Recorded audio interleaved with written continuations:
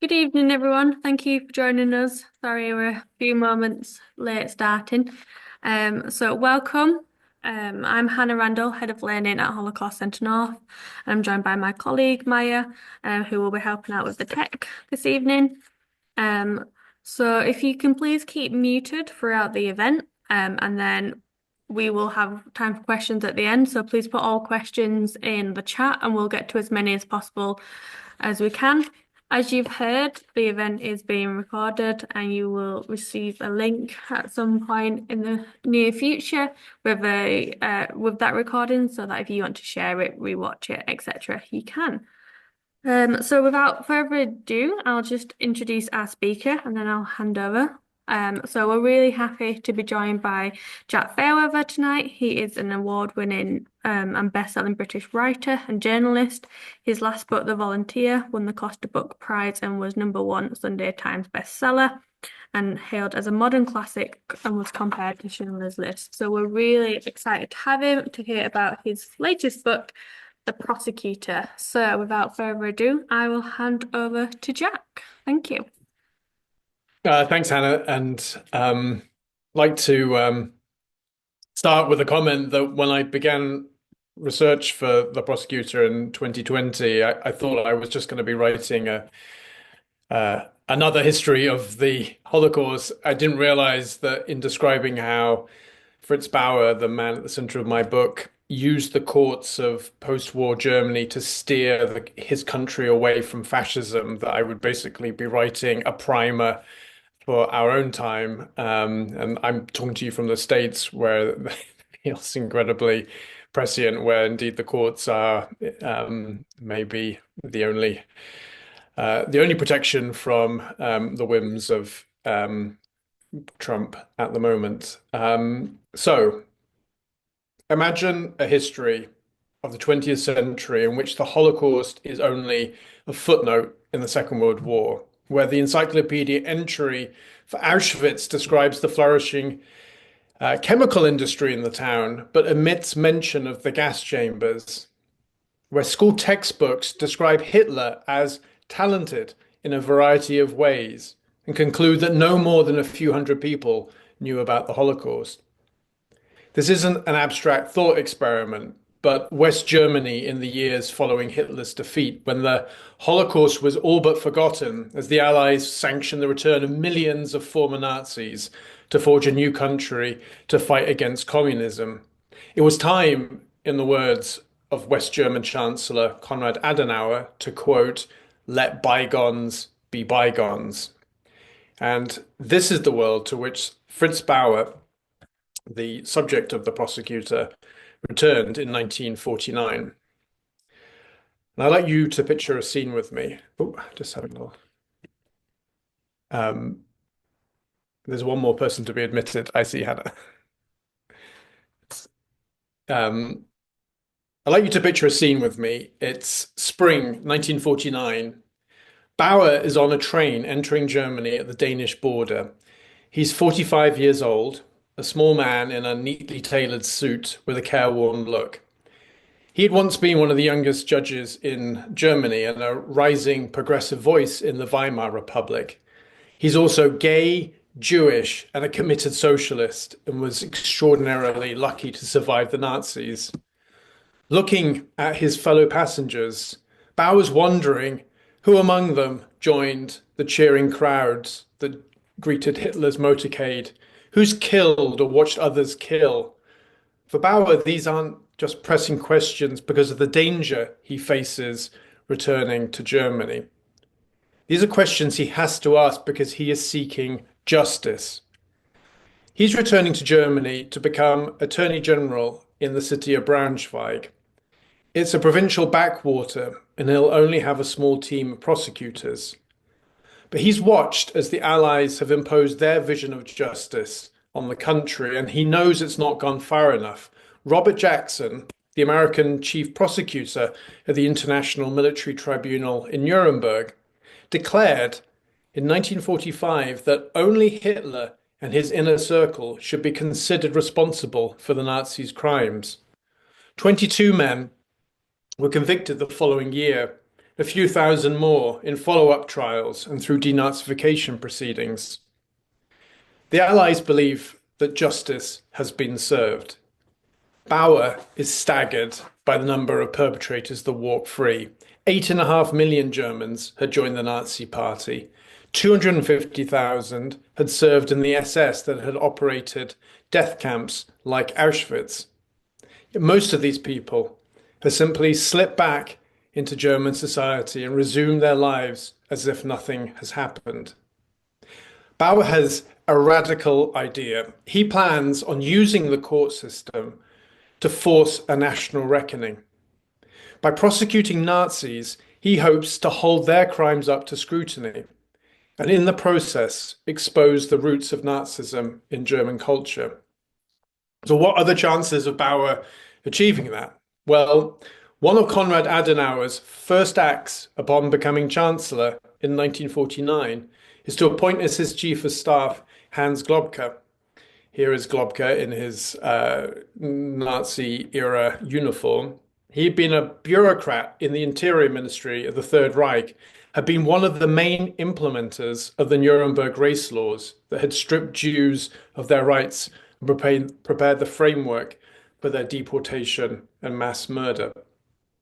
Now, Globke is one of the most powerful men in West Germany. His express purpose is to reintegrate former Nazis into society and draw a veil of silence over the past.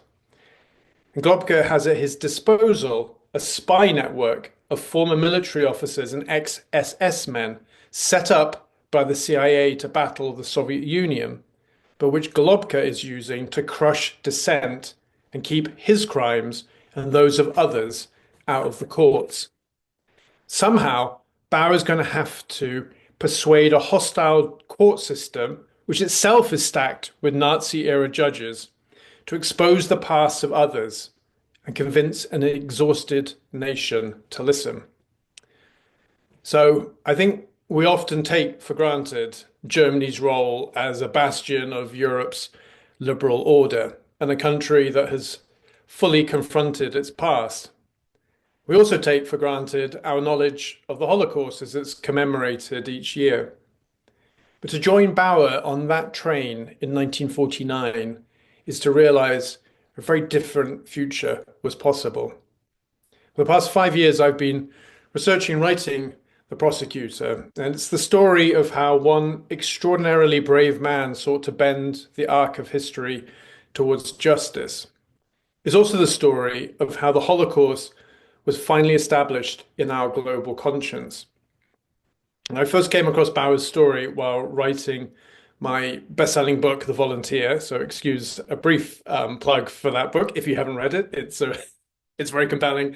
It's about Witold Pilecki, a Polish resistance fighter who infiltrated Auschwitz to report on the horrors of the camp. There's a picture of Pilecki. His story raised the question of why the world looked away from the crimes of the Nazis. But Bauer asks us a different question. What made the world confront the Holocaust?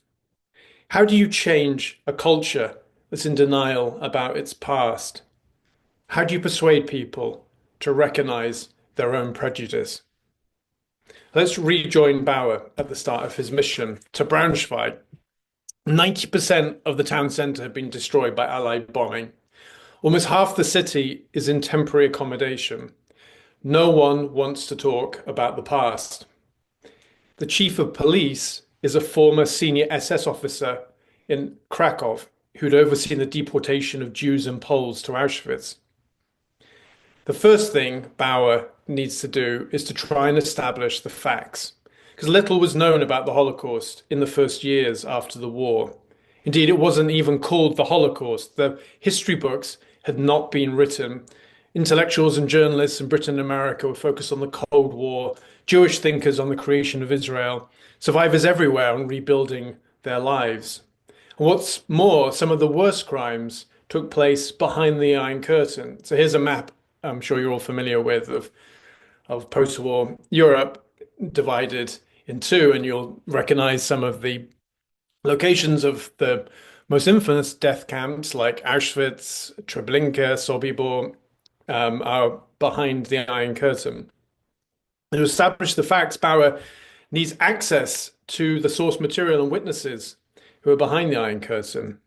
But the West German authorities had conveniently placed an embargo on all contact with the Eastern Bloc. Holocaust knowledge was instead used as a weapon of the Cold War. The communist authorities in East Germany launched a propaganda campaign against West German officials with Nazi pass. The CIA-backed West German spy agency responded by smearing anyone who spoke about the Nazis' crimes as Soviet stooges, on occasion having the Americans raid their homes.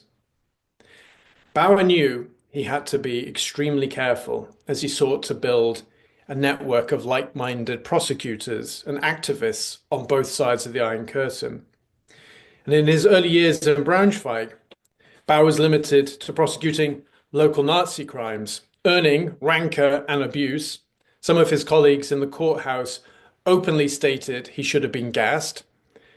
He also found allies in the judiciary and within the Social Democratic Party, which was the main progressive opposition to Adenauer. And in 1956, Bauer's appointed Attorney General of Hesse, the largest and most liberal of German states. The job gave him more power. He would manage almost 200 prosecutors from Frankfurt, the country's financial capital and the center of an economic boom fueled by Reconstruction. But what Bauer needed was a trial capable of breaking through the silence and indifference. A few months into his tenure, he was at his desk perusing a file of war criminals that the Austrian authorities were looking to hand off to the West Germans. And he noticed a name on the list that will be familiar to you all, Adolf Eichmann, the man who had organized the transport of millions of Jews from across Europe to Auschwitz and other death camps. Eichmann had been missing since the end of the war, but Bauer immediately saw the potential of a trial to expose the entire operation of the Holocaust, if he could track Eichmann down. There was no telling where in the world he might be hiding. And Bauer knew that even if he could find him, should he seek to have Eichmann extradited to West Germany, the former SS man would almost certainly be tipped off by the West German authorities and allowed to go to ground.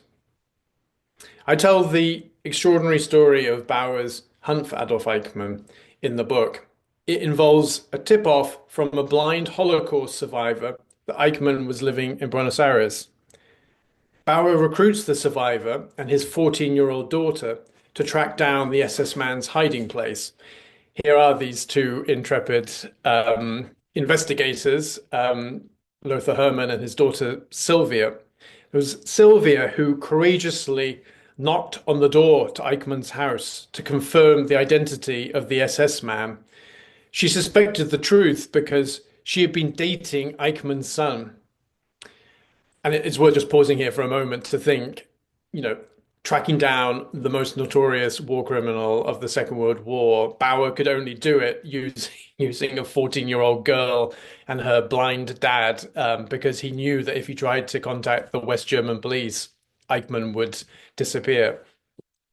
Bauer then enlists Mossad's help, knowing again that he couldn't trust the West German authorities, to kidnap the SS man and bring him to Jerusalem. And here's a really amazing photograph taken from a hidden camera in the suitcase of the Mossad agent who also approached Eichmann to confirm his identity. And it was following the taking of this picture that gave incontrovertible proof as to who this man was. Eichmann was kidnapped and brought finally to Israel. Here he is in his cell. The subsequent trial in Jerusalem in 1961 was every bit as impactful as Bauer had hoped. Survivors who had for so long had their experiences disbelieved or dismissed was finally given a platform to speak.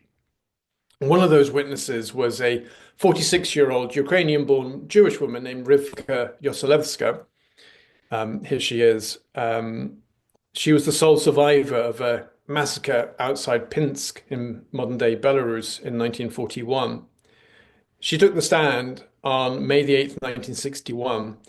She'd been due to appear the previous week, but had suffered a stroke at the thought of having to stand and testify against Eichmann. Against her doctor's orders, Yoselevska took the stand. And here we have some just incredible film footage of that moment.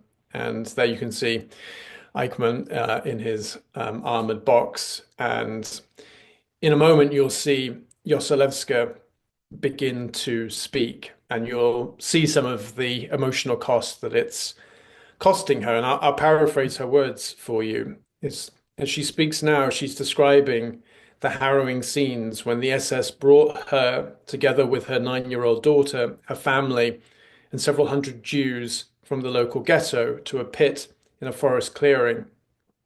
They were ordered into rows as the shooting began. Yoselevska approached the edge of the pit, her daughter clinging to her side. "Who shall I shoot first?" one of the guards asked, not waiting for an answer, as he took Yoselevska's daughter and shot her at point blank range and then turned the gun on Yoselevska herself. The bullet only grazed her skull. She toppled into the pit and survived in order to take the stand. And I think you'll see in some of that emotion on her face as she speaks now, that some of the power of her testimony that succeeded in cutting through public indifference and finally compelling global attention. Bauer didn't want to stop there, though, because he saw the Eichmann trial as an opportunity to take on the former Nazis running the West German state. In particular, Bauer wanted Eichmann to speak from the stand about his work with Chancellor Adenauer's right-hand man, Hans Globke, who you may recall. There he is next to Adenauer. What followed is a story I think I'm sure you'll know of the Jerusalem trial. What was new to me in approaching it through Bauer's eyes was this extraordinary Cold War battle behind the scenes to try and keep Globke's name out of proceedings. Globke enlisted his spy network to destroy compromising documents, to tamper with witnesses, feed disinformation to journalists. At one stage, Adenauer threatened to withhold $500 million of funding to Israel's covert nuclear program in order to protect Globke. Bauer, too, was placed under surveillance. His phone line was tapped. Indeed, it ran through the night with threatening calls. He received bullets in the mail. At one stage, Konrad Adenauer himself warned Bauer that he risked being, quote, dragged into the shadows if he continued to try and prosecute Globke. And I'd just like to pause here for a moment to think about the situation that Bauer found himself in 1961. Because it wasn't only the oppression of the state that Bauer was struggling with. He saw a society in West Germany that remained deeply intolerant. Survivors continued to be treated with suspicion. Anti-Semitism was rife. Here's a scene outside swastika graffiti at the synagogue in Cologne from 1959. There's a widespread epidemic of defacing Jewish cemeteries and synagogues at the time. What's more, Bauer couldn't live openly as a gay man. It's a really striking fact that the Allies stripped out all Nazi-era laws from the West German statute books, except those targeting gay men. And if Bauer had been caught, he would have been stripped of his job and possibly sentenced to 5 years hard labor. In every sense, Bauer was profoundly alone. The more I discovered about his solitary life, the more I found myself wondering what pushed Bauer to set himself against the West German state. It was easy to see where his anger came from and how it drove his desire for justice. But what made him believe that a society that had brutalized him and killed so many was capable of reform? And if it wasn't anger that fueled his mission? What was it? So I knew the answers lay in Bauer's past, but also that he had very carefully kept that past hidden. And I was delighted, therefore, when my researcher in Denmark, Sina, found an extraordinary cache of letters in the archives. Bauer had fled to Denmark in 1936 after 3 shattering years living under the Nazis. The letters in the archive came from his friends and family in Stuttgart as he was trying to rebuild his life in Denmark. Some of the letters were written in code to hide identities, although that hardly needed to be done given the state of the handwriting and the fact that most were written in archaic Suterlin, which my German researcher Ingrid not able to read. Here is one of those letters. But she had a really bright idea that maybe her 89-year-old mum, Hedy, could. So we sent Hedy in Germany this giant stash of documents. Here is a picture of Hedy from a few weeks ago. And it's a very poignant moment, I think, for both Ingrid and myself, because Hedy had grown up under the Nazis. Her dad, indeed, was a Nazi administrator in occupied Poland. And to have her translating these letters and revealing the secret life of one of the great Jewish heroes of the Holocaust was very meaningful for both of us. These letters pointed to this extraordinary moment for Bauer because he had left Nazi Germany and found himself in one of the most liberal countries in Europe, where homosexuality among adults over the age of 18 had been legalized. And for the first time, Bauer could actually live openly as a gay man. Denmark wasn't entirely liberal in the 1930s. The Danish police, in particular, made life difficult for Jewish refugees like Bauer, who had fled the Nazis. They surveilled Bauer closely, looking for an excuse to deport him. The result, unfortunately for Bauer, is a remarkable record of his love life in Copenhagen. Police observed Bauer connecting with young men in popular hookup spots. And one moment in particular, upon his arrival in Copenhagen in 1936, that the police wrote up extensively. They observed Bauer taking a young man back to his apartment. Here is that apartment with my researcher Sina. Bauer was lived in the ground floor, which then, like now, had no windows over that big that sort of porch area where his bedroom was, and a policeman crouched in the bushes and jotted down everything that he saw. Bauer was subsequently hauled into the police station the next day. And despite the legalization of homosexuality, it was still very common for gay men to be brought in for questioning. And then they try and explain away their sexuality as an illness or a moment of temporary insanity or drunkenness. Bauer did the exact opposite. He knew the law and he wasn't going to be cowed. He was a homosexual, he told the officers, knowing there was nothing he could do about it. And for me, this was quite a sort of revealing moment from this sort of shattered person who fled the Nazis to him finding his feet again, finding a sense of who he was and his moral compass. Indeed, the more I looked into Bauer's Danish life, the more I saw him finding community for the first time that accepted him for who he was. There's among the police files are a list of some of the men Bauer lived with. One was called Paul Wagner. Here is a picture of Paul. And I got to speak to Paul's daughter, Hella.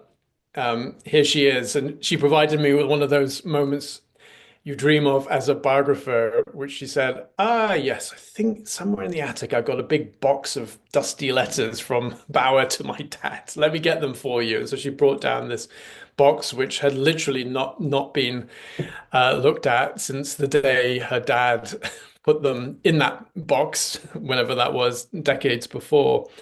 Here is one of those letters. And the relationship described in these pages revealed this intimate, playful, vulnerable side to Bauer. And it was a relationship I felt that nurtured Bauer's sense of who he was and what the world could be like, stripped of bigotry and hatred. It was also a relationship that saved Bauer's life. In 1940, the Nazis invaded Denmark, and Bauer found himself on the run again. And it was Wagner who shielded Bauer and his family when the Nazis ordered the roundup of all Jews in Denmark in 1943. It was Wagner who helped bring Bauer and his family to the small Danish port of Rødvig to seek passage to neutral Sweden. Here's another moment from the research that I really loved. I'm sitting with local historian Bo Braystrup, Hella in the red jacket you'll recognize, and the three granddaughters of the woman who sheltered Bauer and his parents, his sister, brother-in-law, and their two kids. And we've got the maps out, as you can see. And they began by saying, "Oh, we don't know anything about what happened," but bit by bit, it turned out that they'd all had conversations with their grandmother in which one remembered that the family had been kept in the broom cupboard under the stairs of their house because the German garrison was 200 meters away. Their grandmother was a mother of five, a widow, and so sheltering Bauer's family was extremely dangerous for her. Another of the granddaughters remembered a story about how how the Bauer family was brought through the woods, and so we all sort of put our jackets on, headed out, and recreated that route. Took about a mile or so through these woods to the beach, which was where the Bauer family rendezvoused with a local fisherman. And Sina and I got to do a little bit of historical reenactment in a 1940s fishing boat, not the same one that Bauer and his family used, but it gave us a sense of the sort of vulnerability that he must have faced on the ocean, German patrol boats buzzing by. And this is perhaps the most special moment of my research was when I got to bring Bauer's great niece, his closest relative. Her father was, Marit's father was one of those who was rescued. And there she is meeting the son of the sea captain who rescued the family and took them on that boat. And that was the first time they had met and got to sort of share their experiences or their family stories. When Bauer got to Sweden, he began putting together his experiences of persecution under the Nazis with the vision of community he had found in Denmark. Germany must have a national reckoning, Bauer wrote in Stockholm in 1944. Germans needed to lead that process and look beyond the crimes themselves to the culture that had aided and abetted Nazism. And this, I think, is, the power of Bauer's vision. Is he believed it was only by breaking down the old values of authoritarianism, conservatism, militarism, that a country could emerge that would be stripped of the danger it could succumb to Nazism again, and that maybe Germany could be a place that could accept him for who he was. That's the vision that carried Bauer onto the train in 1949. It's the vision that drove Bauer to track down Eichmann. It's also what inspired him to confront Germany and the world with the horrors of Auschwitz in 1963. And I think it's extraordinary to imagine for us today a time when Auschwitz wasn't at the center of our global understanding of the Second World War, of the evil that people can do to each other. But that was the case in the early 1960s. Auschwitz was not part of the general debate about the Second World War. And Bauer conceived of a trial in which he wanted to put the camp itself at the center of proceedings. The Eichmann trial had been important for raising public awareness about the Holocaust. But in focusing on Eichmann, it had allowed Germans to hide behind the denial that the killing was only the work of the few. It became easy for West Germans to say, oh, it wasn't us, it was people like Eichmann, the mad fanatics that surrounded Hitler. Bauer's idea was to indict the ordinary Germans who had operated the camp. The guards, the orderlies, a doctor, pharmacists, the camp dentists. He wanted his countrymen, the world, to see how their crimes fitted together to make industrial murder possible. No defendant had acted alone, he believed. They needed a camp, a community, and a culture to support them. In December 1963, the Auschwitz trial of 22 men who had worked in the camp began in Frankfurt. Here's a scene of the opening. You can see the defendants to the right, sitting behind those little desks. And Bauer had deliberately chosen these men because of their very ordinariness, because he wanted Germans to recognize themselves in the dock. So if you see the man in the shades in the spotlight there, is called Victor Capacius, and to all intents and purposes, here was an ordinary German. He ran a pharmacy in Göppingen. He was prosperous and well-to-do. He had also run the pharmacy in Auschwitz, supplying gas to the gas chambers, and had made his money from taking gold from the dentures of Jewish victims of the gas chambers. Over the next 18 months, 350 witnesses from a dozen countries took the stand in Frankfurt in what was to become one of the greatest criminal trials in German history. The public gallery was packed with reporters and visiting school groups. And what was to be a sensational moment of Cold War drama, Bauer's team pressured the West German government into allowing the court to visit Auschwitz itself with a delegation of reporters. It was the first time the Western media had been allowed to report en masse from the camp. So here's a scene, we're all familiar with that, those dreadful words above the gate to the main entrance to Auschwitz, Arbeit macht frei. This is very familiar to us. This picture that was made headlines, front pages around the world, people were seeing this for the first time. Here's some video footage of when the court delegation and reporters visited Birkenau. And there they are stepping onto the ruins of one of the gas chambers. And again, we know the gas chambers from Schindler's List, from school textbooks, from visits ourselves to the camp. These images, again, broadcast into living rooms around the world, were some of the very first time that people had seen what Auschwitz looked like. Auschwitz is no longer far away somewhere in Poland, noted the West German journalist Bernd Naumann, who was part of the delegation. It has come close to us.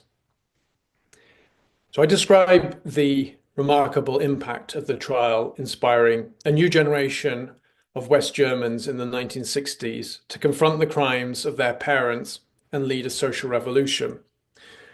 Bauer lived to glimpse some of the world he was fighting for. In Globke and Adenauer left office in 1963, and in the years that followed, students and young people began to find their voice, staging protests calling for equal rights for women, access to birth control and abortion, the end of the Vietnam War. A bill was tabled in the Bundestag calling for the legalization of homosexuality. The Holocaust, as it had finally started to be called, found its way into school curriculums and was commemorated in national monuments. Bauer died alone in his apartment in 1968, the summer of 1968. This picture here is one of the last that was taken of him. He was just 65 years old, but I think you'll all agree with me looking at that picture. He looks very much older. He died from a heart attack, probably as a result of years of overwork and stress, and the doubt he always had that he wouldn't succeed, that the revolution he had helped spark wouldn't last, or the reckoning wouldn't go far enough. I think his fears have proven well grounded. We see that in recent German elections in which 1 in 5 Germans voted for the far right AfD, which is openly critical of what it calls the quote, guilt cult surrounding the Holocaust. I have to say that I found it too in my research. I was quite shocked by how many families of perpetrators continue to insist that Nazism was the crime of a few.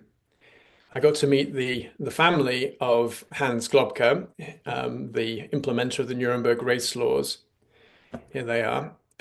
They recognized the horrors of the Holocaust, as did every perpetrator family I met. That wasn't the problem.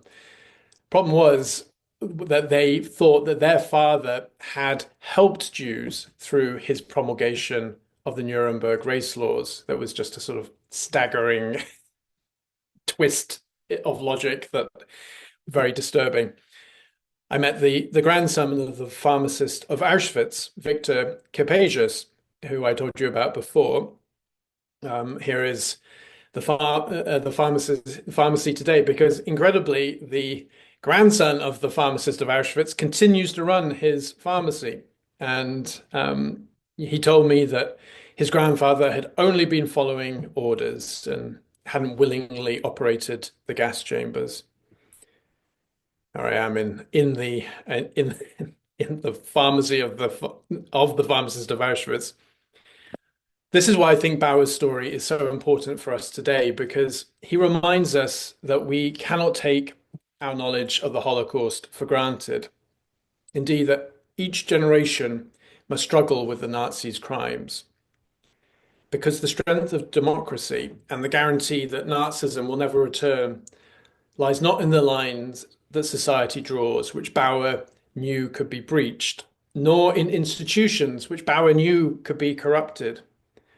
Rather, it lies in our commitment to confront the past and struggle with its meaning. In a time when Holocaust denial is on the rise and minorities are under the attack by those in power, that's never been more important. Bauer dedicated his life to fighting for justice and our shared sense of humanity.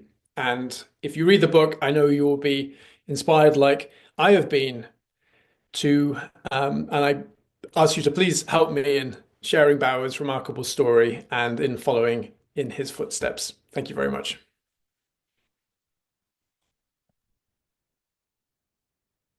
Thank you, Jack. Um, wow. I was just speaking with Maya and we're both completely hooked. It almost seems when you're reading about Bauer's story that it's fiction because it is just so remarkable, the twists and turns and everything he has to experience and how he is so integral to so many big parts of history and this history, but his name isn't known. Um, I think that was our big takeaway. Um, we've got a few questions in the chat, but please feel free to keep adding some. But we'll go with what we've got so far. And so we've got one from Michael. I regret to say that I found the book depressing and worrying, with Adenauer's insistence on forgiving the past and forgoing real justice. How much has really changed it in the German and Austrian mindset with the rise of movements such as the AfD, the FPO? Has the Holocaust truly been confronted by the German and Austrian man in the street? Big question there, Michael. Jack, what are your thoughts? That's a really good question. And, I think there is no doubt that there is that widespread recognition of the Holocaust that in many ways Bauer was driving for. I spoke to dozens of perpetrator families and even those like the Globkers who have very disturbing views about their family members' guilt, but did recognize the Holocaust. And indeed, much of their lives seem to have been spent trying to explain away their their father's role in it rather than in denying the Holocaust itself. And that is important. But it is also the case that for Bauer, that didn't go nearly far enough. He had the experience of confronting the Nazis themselves in the courtroom, and he was constantly depressed, Michael. I think it sounds like you have been by their lack of remorse, their inability to recognize the horrors of what they had done. And it was why I think Bauer had this held to this bigger vision that kept him powered up in his work, which was that there needed to be a bigger change in German culture, a change that could that cause people to examine the strains of conservatism and authoritarianism that had given rise to Nazism in the first place. I think like lots of us, we think of the Weimar Republic as this kind of liberal heyday, and a sort of great what might have been if it had been allowed to continue. But of course, from Bauer's perspective, for him, it was a time and a place that had given rise to Nazism. He had no romantic view of the Weimar Republic. He wanted Germans to go cast their minds back there and look at their own complicity in giving rise to the Nazis. And that is soul searching that needs needs to continue with every generation. And that's why I think he would be profoundly depressed to know that the Globker family, the family of Victor Capasius, are using exactly the same excuses as the men themselves did when they were in the dock or when they were denying their crimes in public, like Globker. And it's why there is so much more work to be done in Germany, and why I think there is a sense I think maybe like you all as well, we think of Germany as an example of how to reckon with the Holocaust, but I did not find that in my research. I think there has been a lot of focus on survivors and their stories, which is, of course, absolutely necessary. And that was a big part of Bauer's work, giving them a platform to speak. But there has not been the focus on perpetrators. And, that question of how could ordinary Germans take part in Nazism is at the heart of the book and the heart of the question that Bauer had for German society. And I think it's also why the book is why and Bauer's story is so important for us today, because it's not in a way the fanatics we should worry about. It's the ordinary people who become complicit in supporting them, and that is Bauer's battle. Thanks, Jack. Sharon asked, did Fritz Bauer liaise with Simon Wiesenthal in Austria to build up evidence about Nazi criminals? He did to some extent. I think he recognized the value of people like Wiesenthal and also Tuvia Friedman as high-profile Nazi hunters who brought a lot of publicity to their cause. But Bauer himself remained quite wary of them at the same time because he was actually conducting criminal investigations and often trying to not tip off those he was hunting. In fact, he actually used Tuvia Friedman to sort of throw a red herring to Eichmann. As once he actually identified where Eichmann was hiding, he became very worried that some word would leak out to Eichmann. And it was the case that Josef Mengele, who was someone else he was tracking, and had informed the West German authorities about, did get tipped off, and Mengele went to ground. And Bauer was, very worried that that would happen with Eichmann. He had one of his prosecutors contact Tuvia Friedman to say Eichmann is in Kuwait, knowing that the very first thing that Tuvia Friedman would do would go to the press and say, Eichmann is in Kuwait. Why isn't enough being done to track him down there? Which, of course, Tuvia Friedman did. And that was to give a bit of space for Bauer in his investigation, so that if Eichmann thought that um, Bauer thought he was in Kuwait, then he would sort of not go to ground, not consider himself to be in danger. So they definitely worked together. They were, but in a sort of not in a careful way from Bauer's perspective. From Alan, we've got The People versus Fritz Bauer in 2015 covers this subject. Do you feel that it did justice to Bauer, and did you liaise with any of the writers or the researchers of that film? Well, that film was partly based on the excellent German biography of Bauer by a German journalist called Ronan Steinke, which is who I spoke to. His book is great. There's another really amazing biography, German biography of Bauer by Ermtrude Voyak, and they're both.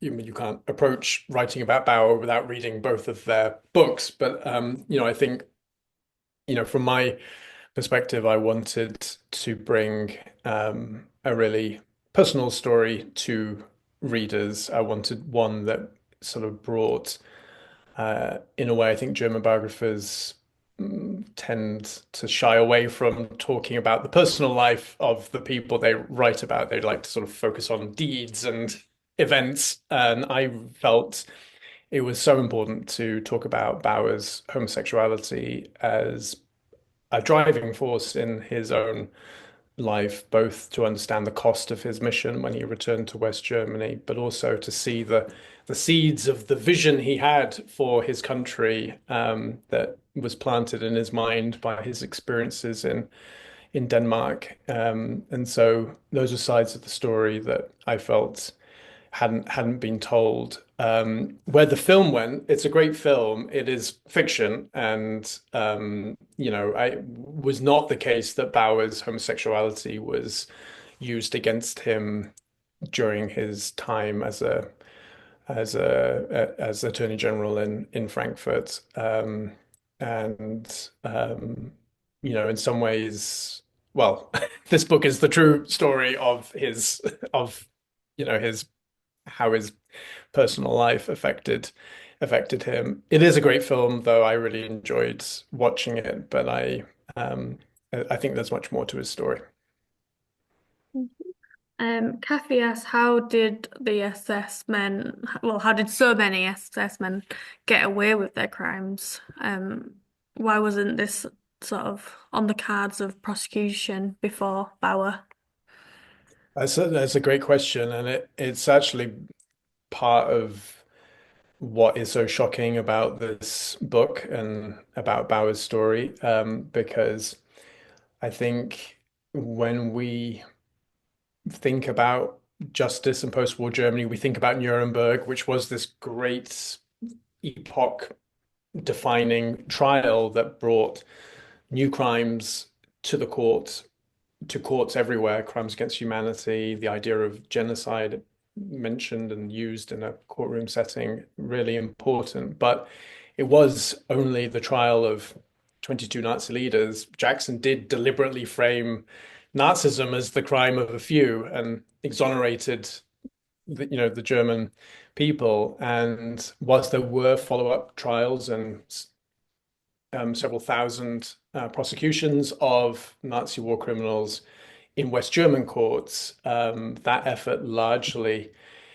dissipated, partly because of this phenomenon that was everywhere, um, which was the desire to move on from the war, to not rake over the past, the readiness to accept the idea that Nuremberg had dealt justice, and everyone was like, well, we had Nuremberg, justice is done. But there was another piece to it, which was for me the most shocking, which wasn't just indifference and a desire to move on that led to a huge drop off in prosecutions. It was actually state policy. The West German government was deliberately trying to silence the past. The reason why so many SS men weren't prosecuted after the war was that so many of them were employed by the CIA, by the West German government as part of its intelligence service. These were the men who were then um, seeking to, in the name of battling communism, drawing the veil over the past. So, furthermore, you had over half the court, half of the judges in the courts were all either Nazis, ex-Nazis, or those who had served under Nazis, implementing things like the Nuremberg race laws, who had no interest in exposing the crimes of the past and would give very lenient sentences if they even allowed cases to be brought before them in the first place. So it was, yeah, I mean, it was this very dark, sordid time that I think I found compelling and disturbing in equal measures, and really, it was for me, it felt like this gap in our collective knowledge that we have Nuremberg, you have victory in Nuremberg, and then we have Germany today with this kind of seeming ex like acknowledgement of the Nazis' crimes, and like how do we get from those between those 2 points? And the answer was this desperate battle that Bauer had to wage. Bauer and this small band of activists and like-minded prosecutors and former camp survivors who really had to battle against their own government, as well as the indifference to change to change people's minds and force that reckoning. Helen asked, did you experience any resistance into your research about Bauer's gay life and his identity? As she mentioned, the post-war shadow of homophobia was very long in Europe and continues, but particularly in relation to Holocaust memory. I think I did. I mean, it is quite striking that in a lot of the German research into Bauer's life, um, they there are people who argue that he wasn't gay, that the Danish who claim that the Danish police records, were fabricated by the Gestapo to slander him as being gay, for which there is absolutely no evidence whatsoever. It's a very convoluted way of trying to deny Bauer his homosexuality. And I was, yeah, talking to the families of Bauer's Danish friends. This was, that it was important to them to, yeah, say that they understood that Bauer was gay and that was not a problem. And it has felt like a lot of, yeah, that there is some latent homophobia in some of the German academia that has approached Bauer's life. And yeah, I mean, I hope this book serves to correct that. And it is the case, of course, that when we think about the Nazis' crimes, that it took almost the longest to recognize their crimes against gay men, compared to their many other victims. And I think there is something in your question about this kind of latent homophobia when we think about have considered the Nazis' crimes over the decades. And Sharon asked, is there any record of Bauer interacting with Lemkin or Lauterpacht, or of his personal views regarding the concepts of genocide and or crimes against humanity? He just crossed over with Lemkin when he got to Stockholm. Lemkin was initially found refuge there, but he had moved on to the United States by then. What's what's striking about Bauer's thinking? I mean, Lemkin and Bauer sort of were writing kind of at the same time about around the idea of what to do with Nazi war criminals, but they had really different approaches to it. And I think in some ways Bauer's approach speaks to his background as a district judge and someone who'd been sort of intimately involved in court cases because he actually worried about coming up with sort of new laws because he felt it really important that a Nazis be prosecuted speedily and expeditiously, but also that that their crimes be recognized in the German court system and by German law. And um, I think there's an interesting tension there to th think of between, the way in which Nuremberg took a sort of different approach. It chose to use um, concepts like crimes against humanity and the notion of genocide to convict these 22 war criminals, but then that then was those laws were then not adopted in the West German Criminal Code and sort of went by the by. And I think arguably both approaches were needed, and that was perhaps a flaw in the post-war justice that those concepts initiated by Lauterbach and Lemkin were essential, but at the same time they needed to be brought to bear by Germans in the German court system, as Bauer had been urging and was not done. So that was a long answer to your question. Right. And I'm just going to ask the final question, I think. Um, but you mentioned how you came to Bauer's story through writing The Volunteer, your first book. Have you found inspiration from Bauer's story for further research in the same way? Or are you not allowed to tell us that? Well, I'm working on a different book, but not related to Bauer or Pilecki, but in a sort of similar area, but focused on Ravensbrück, which was the only camp for women in the Nazi system. But it touches on Bauer's work and but not directly on this occasion. Thank you. Um, so thank you, Jack, first of all, for joining us. And there's lots of comments. I'm sure you can see the chat saying how interesting it was, and thanking you for your time. Um, there should be still a link so that you can go and get the book yourself, although it's widely available in all good bookshops as well. So definitely check that out. And from our point of view, we've got further events planned. Our next event is in May. Can't remember the exact details, with author Rosie Whitehouse on her latest book. So please do check our website and join our newsletter to hear about other events that we're doing. So just one final thank you to Jack for joining us, and good night, everybody.